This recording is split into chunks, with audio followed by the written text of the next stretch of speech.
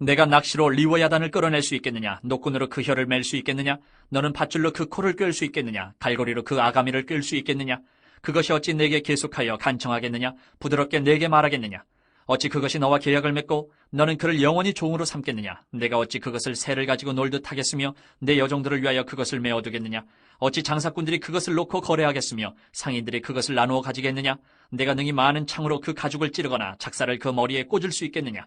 내 손을 그것에게 얹어보라. 다시는 싸울 생각을 못하리라. 참으로 잡으려는 그의 희망은 헛된 것이니라. 그것의 모습을 보기만 해도 그는 기가 꺾이리라. 아무도 그것을 격동시킬 만큼 담대하지 못하거든 누가 내게 감히 대항할 수 있겠느냐? 누가 먼저 내게 주고 나로 하여금 갚게 하겠느냐? 온 천하에 있는 것이 다 내 것이니라. 내가 그것의 지체와 그것의 큰 용맹과 늠름한 체구에 대하여 잠잠하지 아니하리라. 누가 그것의 겉가죽을 벗기겠으며 그것에게 겹재가를 물릴 수 있겠느냐? 누가 그것의 턱을 벌릴 수 있겠느냐? 그의 둥근 이틀은 힘이 두렵구나. 그의 질비한 비늘은 그의 자랑이로다. 튼튼하게 봉이 나듯이 닫혀 있구나. 그것들이 서로 달라붙어 있어 바람이 그 사이로 지나가지 못하는구나. 서로 이어져 붙었으니 능히 나눌 수도 없구나. 그것이 재채기를 한즉 빛을 발하고 그것의 눈은 새벽의 눈꺼풀빛 같으며 그것의 입에서는 횃불이 나오고 불꽃이 튀어나오며 그것의 콧구멍에서는 연기가 나오니 마치 갈대를 태울 때에 솥이 끓는 것과 같구나. 그의 입김은 숯불을 지피며 그의 입은 불길을 뿜는구나. 그것의 힘은 그의 목덜미에 있으니 그 앞에서는 절망만 감돌 뿐이구나. 그것의 살껍질은 서로 밀착되어 탄탄하며 움직이지 않는구나. 그것의 가슴은 돌처럼 튼튼하며 맷돌 아래짝같이 튼튼하구나. 그것이 일어나면 용사라도 두려워하며 달아나리라. 칼이 그에게 꽂혀도 소용이 없고 창이나 두창이나 화살촉도 꽂히지 못하는구나. 그것이 쇠를 지푸라기같이 놋을 썩은 나무같이 여기니 화살이라도 그것을 물리치지 못하겠고 물맷돌도 그것에게는 겨같이 되는구나. 그것은 몽둥이도 지푸라기같이 여기고 창이 날아오는 소리를 우습게 여기며 그것의 아래쪽에는 날카로운 토기조각 같은 것이 달려있고 그것이 지나갈 때는 진흙바닥에 도리깨로 친 자국을 남기는구나. 깊은 물을 솥태물이 끓음 같게 하며 바다를 기름병같이 다루는도다. 그것의 뒤에서 빛나는 물줄기가 나오니 그는 깊은 바다를 백발로 만드는구나. 세상에는 그것과 비할 것이 없으니 그것은 두려움이 없는 것으로 지음받았구나. 그것은 모든 높은 자를 내려다보며 모든 교만한 자들에게 군림하는 왕이니라. 오늘 욥기 41장 말씀을 우리 함께 읽었습니다. 이 41장은 40장과 계속 연결되는 말씀인데요. 여러분, 앞서서 40장에서 하나님의 부가적인 발언, 부가적인 연설이다, 우리 그런 얘기를 했죠. 욥의 항복을 받아내신 하나님, 욥이 자신의 경솔함을 인정하게 될 때 하나님의 전능하심 앞에서 아무런 할 말이 없다. 완전히 욥이 항복하게 된 이후에 하나님이 추가적으로 부가적으로 말씀하신 내용이라는 거예요. 40장에서 하나님이 인간은 하나님이 아니므로 하나님과 같은 능력을 발휘할 수 없다 그랬죠. 또 인간은 하나님이 만드신 베헤못, 큰 하마보다도 못하다, 그런 말씀을 하셨습니다. 하나님이 지으신 힘센 동물에 비하면 인간은 그런 동물에 비하면 아무런 힘이 없다, 무력하다 그랬죠. 자, 그 베헤못에 대한 이야기에 이어서 오늘 41장에는 리워야단이라는 동물이 등장하죠. 오늘 보면 1절 보시면 네가 낚시로 리워야단을 끌어낼 수 있겠느냐, 노끈으로 그 혀를 맬 수 있겠느냐, 이렇게 말합니다. 리워야단이 나오죠. 여러분이 리워야단이라는 동물은 좀 쉽게 말하면 악어 같은 형태를 생각하면 벗어나지 않습니다. 그래서 이전 성경 번역에는 이 리워야단 부분을 악어라고 번역을 했다고 그래요. 근데 개역 개정판에서는 이제 원문의 음역 그대로 리워야단이라고 표기를 했습니다. 베헤못도 마찬가지죠. 이전에는 하마라고 번역했는데 이번에는 그대로 베헤못으로. 그런데 이제 여기서 말하는 이 리워야단, 베헤못이 단순히 동물원에 가면 있는 악어, 하마 이런 차원이 아니라 그것보다 훨씬 거대한 고대 동물로서의 베헤못, 고대 동물로서의 리워야단이라는 거예요. 여러분, 우리는 어릴 때부터 동물원도 가고 그림도 보고 또 실물로 악어나 하마를 보게 되지만은 고대 근동 사람들 입장에서는 우리처럼 무슨 영상이 있는 것이 아니니까 직접 가서 보게 되는 것인데, 엄청난 크기의 악어, 엄청난 크기의 하마, 이것은 두려움을 주는 신비한 동물이 되었다는 것이죠. 아무리 신비한 동물이라도 하나님이 만드신 피조물이니까 하나님이 만드신 피조물 가운데 이런 것이 있다 하고 오늘 말씀하시는 겁니다. 오늘 말씀을 통해서 하나님 마음을 깨닫고 우리들에게 주시는 교훈을 받아 누리기 원합니다. 첫째로, 리워야단을 제어할 수 없는 인간은 하나님 앞에서 무력하다고 고백해야 합니다. 리워야단을 인간이 제어할 수가 없다는 거예요. 리워야단 하나조차도 제어할 수 없으니 인간은 하나님 앞에서 무력하다는 겁니다. 하나님의 피조물을 자기 마음대로 조종할 수 없는 인간, 하나님 앞에서 무력하다 고백해야 된다는 거예요. 여러분, 눈으로 2절 보시면 너는 밧줄을 그 코에 꿰일 수 없고 갈고리를 아가미를 깰 수 없다.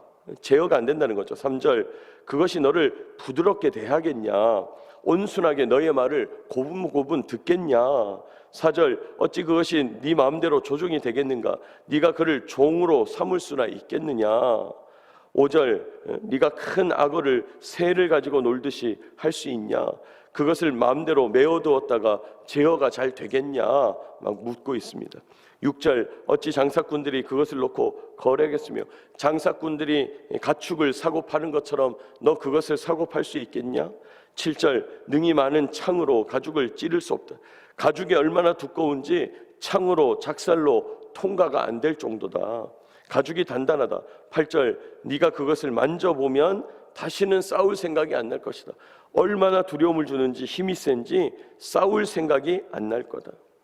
9절, 그것을 잡아서 네 마음대로 조종한다고 생각하는 것은, 그런 희망을 품는 것은 헛되다. 그 모습을 보기만 해도 너는 기가 탁 꺾일 것이다. 표현이 너무 재밌죠? 그것의 모습을 보기만 해도 기가 탁 꺾일 것이다. 10절, 그 동물이 흥분해서 격동하면 네가 감당할 수 있겠냐? 너 그 정도로 용기가 있냐? 감히 대항할 수 있겠냐? 11절, 리워야단조차 마음대로 할 수 없는 이 인간아, 온 천하에 있는 것이 다 내 것이다. 하나님 선포하는 거죠. 온 천하에 있는 것이 다 내 것이다. 12절, 그렇게 큰 지체, 그렇게 큰 용맹, 늠름한 체구, 내가 말을 안 할 수가 없다. 잠잠하지 아니하리라, 이 말은 내가 말을 안 할 수가 없다. 주님 말씀하시는 거예요. 여러분, 하나님께서 리워야단을 조종할 수 없는 무력한 인간에 대해서 너 리워야단을 감당이나 할 수 있겠냐? 막 말씀하고 있는 거예요. 그렇습니다. 이렇듯 인간은 무력해요.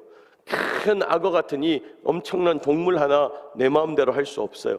내 마음대로 할 수 없을 뿐 아니라 그 리워야단이 무서워서 근처에 얼씬할 수도 없어요. 여러분, 이런 무력함 앞에서 인간은 뭘 깨달아야 될까요? 하나님께서 우리를, 인간을 이렇게 약하게 만드신 이유가 뭐냐 그랬죠? 우리 앞에서도 그 얘기를 살펴봤습니다. 여러분, 하나님께서 인간을 이렇게 약하게 만드신 이유가 무엇일까요? 하나님께서 우리 인간을 이렇게 연약하게 만드신 이유, 우리 인간은 하나님이 주시는 지혜, 하나님이 주시는 재능, 하나님이 주시는 생각과 지능과 기술력과 만물을 연구하고 규명하는 능력, 만물을 제어하는 능력, 도구를 만들고 도구를 발전시키고 더 큰 일을 감당하는 능력, 협동하는 능력, 무엇보다 문자를 만들어서 지식을 축적하는 능력, 그 지식을 후대에 전수하는 능력. 여러분, 하나님이 인간을 약하게 만드셨지만은 이런 하나님의 형상을 주셨다는 거예요. 하나님을 닮았기 때문에 세상에서 살아남을 수가 있다는 거예요. 여러분, 하나님을 닮았기 때문에 세상에서 살아남는다? 그러면 정답은 뭡니까? 하나님과 연결되지 않고는 살 수가 없다는 거예요. 그 얘기를 하는 겁니다. 여기 리워야단, 베헤못, 하나님이 만드신 이 강성한 동물들 앞에서 너무나 무력하다는 거예요. 그러나 하나님을 의지할 때에야 우리에게 가치가 생긴다는 겁니다. 여러분, 하나님이 주시는 지혜, 하나님이 주시는 재능, 생각, 기술력, 연구, 규명하는 것, 제어 능력, 지식을 축적하고 전수하는 것, 이렇게 하나님이 우리에게 주신 형상, 하나님 닮은 형상을 우리가 스스로 발전시키지 않으면요, 우리는 매우 무력하고 어리석은 동물이 되는 거예요. 여러분, 인간에게 지능을 빼버리면 그거 아무것도 아닌 거잖아요. 여러분, 오늘날의 비극이 뭐냐? 인간이 인간 스스로를 동물이라고 자꾸 지칭하는 거예요. 여러분, 아무렇지도 않게 우리는 자꾸 우리를 동물이라고 지칭해요. 인간은 생각하는 동물이다. 인간은 이성적 동물이다. 인간은 사회적 동물, 정치적 동물이다. 인간은 윤리적 동물이다. 이런 식으로 인간은 무슨적 동물이다.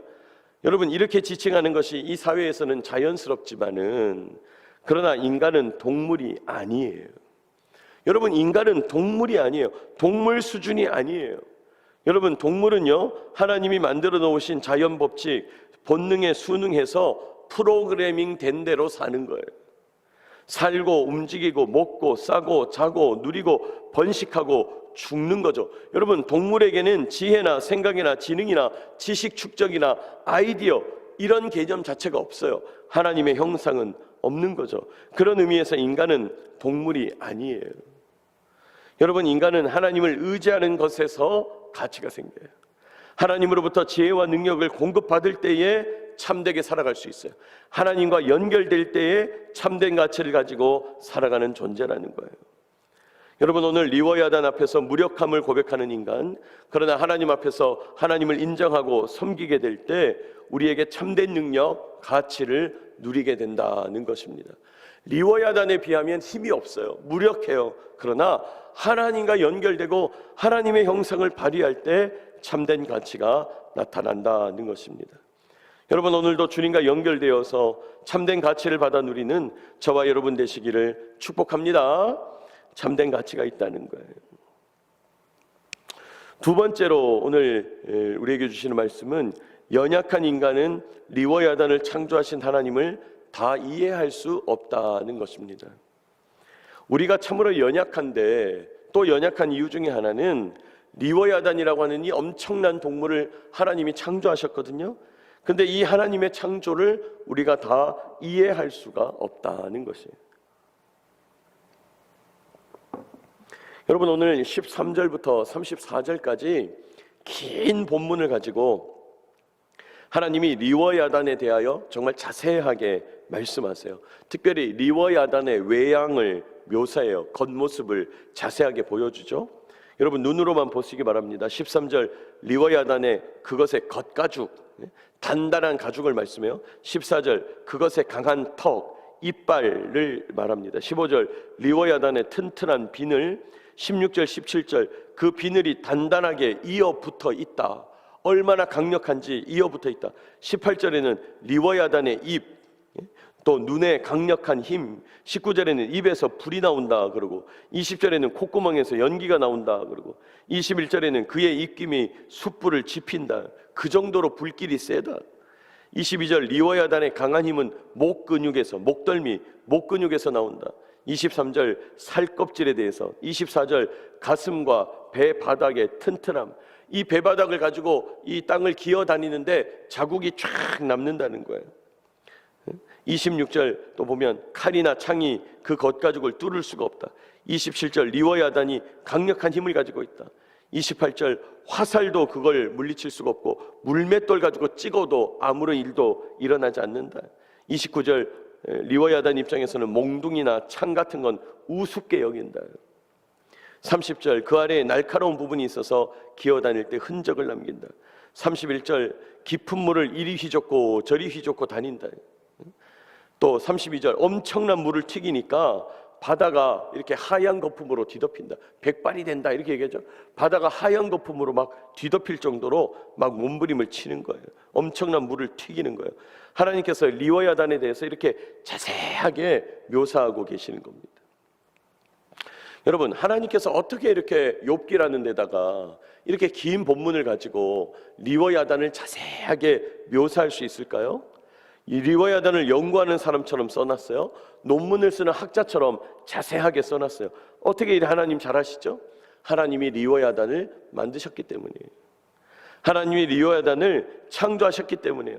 여러분, 오늘 보면 33절 우리 같이 한번 읽어볼까요? 33절 시작. 세상에는 그것과 비할 것이 없으니 그것은 두려움이 없는 것으로 지음받았구나. 지음받았다. 즉 하나님이 창조하셨구나 이 말이에요.